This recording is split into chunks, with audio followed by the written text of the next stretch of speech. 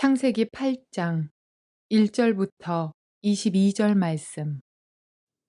하나님이 노아와 그와 함께 방주에 있는 모든 들짐승과 가축을 기억하사 하나님이 바람을 땅 위에 불게 하심에 물이 줄어들었고 기품의 샘과 하늘의 창문이 닫히고 하늘에서 비가 그침에 물이 땅에서 물러가고 점점 물러가서 150일 후에 줄어들고 일곱째 달 곧 그 달 11의 날에 방주가 아라랏산에 머물렀으며 물이 점점 줄어들어 열째 달 곧 그 달 초하룻 날에 산들의 봉우리가 보였더라.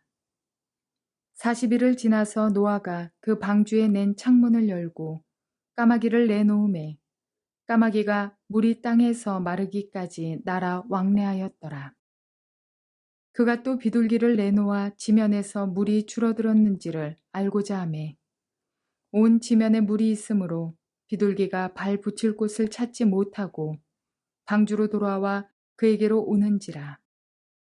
그가 손을 내밀어 방주 안 자기에게로 받아들이고 또 7일을 기다려 다시 비둘기를 방주에서 내놓음에 저녁 때에 비둘기가 그에게로 돌아왔는데 그 입에 감람나무 새 잎사귀가 있는지라. 이에 노아가 땅에 물이 줄어든 줄을 알았으며 또 7일을 기다려 비둘기를 내놓음에 다시는 그에게로 돌아오지 아니하였더라. 601년 첫째 달 곧 그 달 초하룻 날에 땅 위에서 물이 거친지라. 노아가 방주 뚜껑을 제치고 본즉 지면에서 물이 거쳤더니 둘째 달 21의 날에 땅이 말랐더라.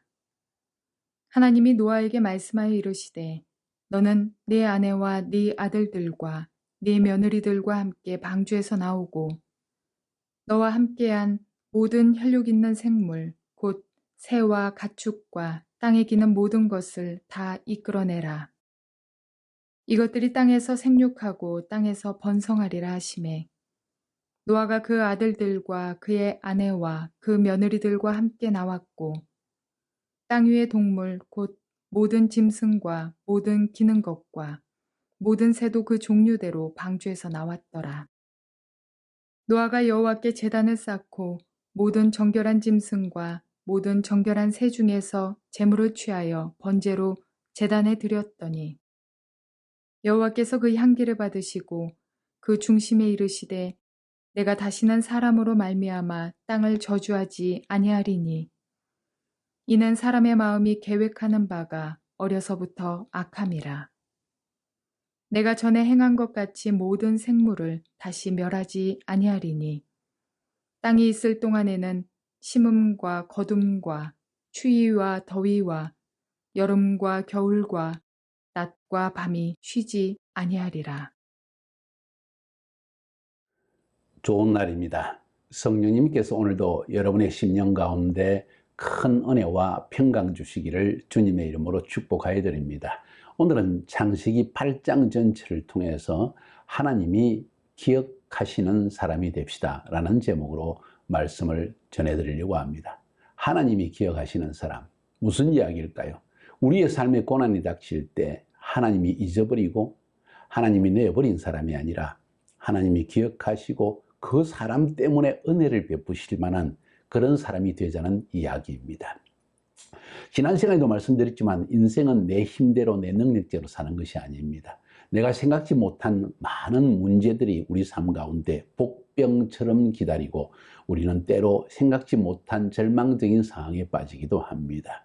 이때 하나님이 기억하신다면 하나님의 은혜를 받을 수 있는 그런 축복이 있게 될 것입니다. 오늘 본문에는 그 이야기가 나옵니다. 지금까지 우리가 노아의 사건을 통해서 보고 들은 것처럼 노아의 시대는 악하였고 사람들의 생각하는 것이 모두 악한 것을 아시고 하나님은 지상에 있는 모든 살아 숨쉬는 것을 멸하기를 원하셨습니다. 그리고 결국 그것을 실행하셨습니다. 노아를 통해서 방주를 만들게 하시고 노아의 그 가족만을 구원하시기로 결단하셨습니다. 이유는 간단했습니다. 노아가 하나님과 동행하는 사람이었기 때문입니다. 하나님과의 동행을 통해서 하나님이 누구신지, 하나님의 뜻이 무엇인지, 이 땅에 살면서 내가 해야 할 일이 무엇인지를 노아는 분명히 알았다는 것입니다. 100년 이상의 세월을 걸쳐서 방주를 만들었습니다. 사람들의 비웃음이 있었습니다. 어쩌면 그 가족들도, 그 아내도, 그 며느리들도, 그리고 셈, 함, 야벳 세 아들들도 아빠 꼭 우리가 이렇게 해야 될까? 정말 비가 올까? 정말 하나님이 세상을 심판하실까? 내적으로 외적으로 노아는 많은 어려움을 당했을 것입니다. 그럼에도 불구하고 이 모든 것을 극복하고 노아는 100년을 이상을 거쳐서 방주를 만들었습니다. 드디어 하나님의 시간이 와서 세상을 심판하실 때에 하나님은 방주에 들어가라고 말씀하셨습니다. 노아와 그 가족들은 방주에 들어갔고 하나님이 지시한 대로 정결한 짐승들과 부정한 짐승들 모두를 방주 안에 들어가게 해서 지상 위에 사람이 살 수 있는 환경을 하나님은 미리 예비해 놓으셨습니다. 방주에 들어간 시간들이 그 안에서 머무른 시간, 방주 바깥에서는 비가 쏟아져 내립니다. 폭우가 내립니다. 그치지를 않습니다. 40일간을 비가 내리고 그리고 약 150일간을 또 그물이 줄어들지 않고 있습니다. 자, 이쯤 되니까 노아와 그의 가족이 방주 안에 있었던 세월이 약 1년 정도 이상 되어집니다. 1년 동안 방주 안에 그 배 안에 길어봐야 얼마입니까? 커봐야 얼마나 큰 배이겠습니까? 있으면서 온갖 가지 생각이 또 떠올랐을 것입니다. 사람이기 때문입니다. 하나님이 우리를 잊어버리지는 않으셨을까? 오늘 본문은 그 이야기부터 시작합니다. 하나님은 노아를 잊어버리지 않으셨습니다. 오늘 1절에 보니까 하나님이 노아와 그와 함께 방주에 있는 모든 들짐승과 가축을 기억하사 하나님의 바람을 땅 위에 불게 하심에 물이 줄어들었고 기품의 샘과 하늘의 창문이 닫히고 하늘에서 비가 그치매 자, 폭우가 쏟아져서 지상에 홍수가 나고 온 땅이 다 잠겨졌는데 하나님께서 노아를 기억했기 때문에 노아와 그 방주 안에 있는 사람들과 동물들을 기억했기 때문에 하나님이 하늘의 창문을 닫아버리고 더 이상 비가 오지 않게 하셨다는 이야기입니다. 쉽게 이야기해서 심판이 거쳐지고 이제 노아는 방주에서 나와 새로운 삶을 시작할 수 있는 길이 새로운 삶이 시작되게 된 것입니다. 노아와 그의 가족은 구원함을 받았고 하나님과 동행하며 이제는 새로운 인생을 살 수 있는 축복을 누리게 된 것입니다. 그 비결이 그 은혜가 어떻게 임하였습니까? 하나님이 노아와 그의 가족들과 방주에 있는 들짐승과 가축들을 기억하셨기 때문이다. 하나님이 노아를 기억하셨다는 것 굉장히 중요한 사건입니다. 성경은 이것을 우리에게 명백하게 기록하면서 이와 비슷한 다른 예들을 통해서 우리가 하나님이 기억하실 만한 사람이 된다는 것이 얼마나 중요한지를 상기시켜주고 있습니다. 사랑하는 여러분, 하나님이 기억하는 사람이 있고 하나님이 버리시는 사람이 있습니다. 사울과 다윗의 예를 저는 종종 듭니다. 사울은 하나님께서 기억하기 싫은 사람이었습니다. 전쟁에서 죽게 했습니다. 다윗은 하나님이 기억할 만한 사람이었습니다. 그래서 그가 비록 범죄했지만은 하나님을 향한 그 마음의 중심을 아시기 때문에 다윗을 기억하셔서 그를 다시 왕위에 올리셨습니다. 하나님과의 관계가 있는 이야기입니다. 노아는 그의 삶의 특징이 하나님과 동행하였기 때문에 그 시대에 완전한 삶을 살 수 있었던 사람이라고 했습니다. 그 사실 때문에 하나님은 자기를 닮은 노아, 자기와 동행하면서 자기의 말에 순종하는 사람, 자기와 자기의 뜻을 행하기를 기뻐하는 사람, 이 노아를 기억하신 것입니다. 여러분 굉장히 중요합니다. 이 노아를 하나님이 기억하셨기 때문에 노아와 함께한 모든 사람들도 어쩌면 구원함을 받을 수 있을 것입니다. 비슷한 이야기를 우리가 성경 창세기에서도 볼 수 있는데 아브라함에 의해서 볼 수 있습니다. 여러분 잘 아시는 대로 아브라함과 롯은 너무나 가축과 재물이 너무 많아서 서로 갈라지게 되어졌습니다. 롯은 소돔과 고모라를 택하여 갔고 아브라함은 장막의 광야에서 장막을 치며 그대로 머무르게 되어집니다. 소돔과 고모라, 노아의 시대와 마찬가지로 폐악하고 사람들의 생각은 이제 악하여졌고 심지어는 동성연애자까지 생겨난 그런 악한 세대였습니다. 하나님이 소돔과 고모라를 완전히 멸하시려고 할 때 하나님은 아브라함을 기억했다고 했습니다. 그래서 롯을 구원했다고 했습니다. 읽어볼까요? 창세기 19장 29절에 보니까 하나님이 그 지역의 성을, 소돔과 고모라의 성을 멸하실 때, 곧 롯이 거주하는 성을 엎으실 때 하나님이 아브라함을 생각하사, 아브라함을 기억하사 롯을 그 엎으시는 중에서 내보내셨더라. 아브라함 때문에 롯이 구원받는데 여기서 사용하는 단어가 아브라함을 생각하사, 오늘 창세기 8장 1절에서 말한 노아와 그와 함께 방주에 있는 모든 것을 기억하사 하는 기억하사, 생각하사, 똑같은 히브리 말로 자카르라는 말을 사용합니다. 하나님이 문득 생각하게 됐다는 것입니다. 이 아이가 한 말이, 아브라함이 하나님 앞에 드린 기도가 생각났다는 것입니다. 하나님, 이 소돔과 이 성 안에 의인 10명이 없으면 그것 때문에 멸망시킬 것입니까? 아니, 10명을 내서 멸망하지 않을 것이다. 이 말씀을 기억하시고 아브라함의 기도를 생각하시고 아브라함의 그 마음의 중심에 조카를 구원하고자 하는 마음을 기억하시고 롯을 구원했다는 이야기입니다. 여러분의 기도 하나님이 기억하십니다. 여러분의 삶 하나님이 기억하십니다. 여러분의 인생의 동안에 하나님과 동행한 것들을 하나님은 반드시 기억하십니다. 오늘 본문의 제목대로 하나님이 기억하시는 사람이 되어야 하지 않을까요? 성경엔 그 예뿐만 아니라 창세기 30장 22절부터 24절까지에서도 야곱에게 두 아내가 있었죠. 레아와 라헬이 있었습니다. 라헬을 참 사랑했는데 그 외삼촌 라반의 그 교묘한 생각 때문에 레아까지도 아내로 얻게 되어졌습니다. 두 아내입니다. 쉽지 않습니다. 하나님께서 레아를 불쌍히 여겨서 아기를 낳게 해주셨습니다. 라헬은 아기를 낳지 못했습니다. 너무 힘들었습니다. 그때 하나님께서 라헬을 생각하사, 하나님이 라헬을 생각하신지라, 하나님이 그의 소원을 들으시고 그의 태를 예섰으므로 그가 임신하여 아들을 낳고 이르되 하나님이 내 부끄러움을 씻으셨다 하고 그 이름을 요셉이라 하니 여호와는 다시 다른 아들을 내게 더하시기를 원하노라 하였더라. 이 이야기가 무엇입니까? 하나님이 라헬을 생각하셨다. 라헬의 기도를 돌아보셨다. 이런 이야기 아닙니까? 하나님이 돌아보시는 사람, 그 삶 가운데 생각지도 못한 일들이 일어납니다. 기적이 나타나기 시작합니다. 내가 마음에 소원하였던 그러나 불가능해 보이는 일들이 우리 삶에 일어나기 시작합니다. 하나님이 기억하는 사람, 어떤 사람일까요? 노아와 같이 하나님과 동행하는 사람이라는 것을 기억하시기 바랍니다. 노아의 시대 모두가 죽었지만은 노아와 그의 가족만이 구원받은 이유가 뭔가? 하나님이 노아를 생각하셨기 때문이라는 것입니다. 아브라함을 생각하여 롯을 구원한 것처럼, 라헬의 기도를 생각하여 하나님께서 라헬의 기도를 응답해 주신 것처럼 여러분의 삶에도 하나님이 당신을 기억하사 이 은혜를 베푸시는 그날을 얻게 되기를 바랍니다. 오늘 1절, 2절에 생각할 점이 많은데 1절에 보니까 노아와 그 안에 있는 모든 것을 기억하셔서 바람을 땅 위에 불게 하심에 물이 줄어들었고 하는 이야기가 나옵니다. 바람, 물. 성경에 대개 물은요, 요동치는 세상을 상징합니다. 혹은 그 가운데 하나님의 심판을 상징합니다.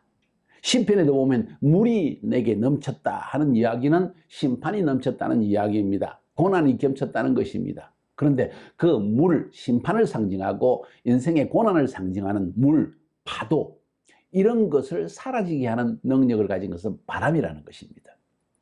그냥 하나님이 물을 그치게 하였더라 하면 되는데 바람이 땅 위에 불게 하셨다. 하나님이 바람이 땅 위에 불게 하셨다. 이 바람은 히브리 말로 루아흐라고 합니다. 루아흐라는 말은 바로 바람 혹은 성령. 성령님은 바람처럼 어디서 오는지 어디로 가는지를 잘 알지 못할 정도로 또 자기의 뜻대로 움직이는 것이 이 바로 루아흐, 바람이라는 것입니다. 성령님도 그러하다는 것이지요. 무슨 이야기를 하고 싶으냐? 우리의 인생에 노아의 홍수 때와 같은 심판과 고난의 때가 임할지라도, 하나님의 징계가 우리 삶 가운데 임할지라도 하나님의 성령님이 역사하시면 이 모든 고난도 심판도 지나갈 수 있다는 것을 상징적으로 말해주는 것이 아닐까요? 여러분의 삶에 이 바람이, 이 루아흐가, 이 성령의 역사가 있게 되기를 주님의 이름으로 축복하여 드립니다. 그 다음에 보니까 이렇게 해서 하나님께서 이제 노아를 기억하셔서 방주에서 나오게 하시려고 할 때 노아가 한 행동에 대해서 나오는데 두 마리의 새를 사용합니다.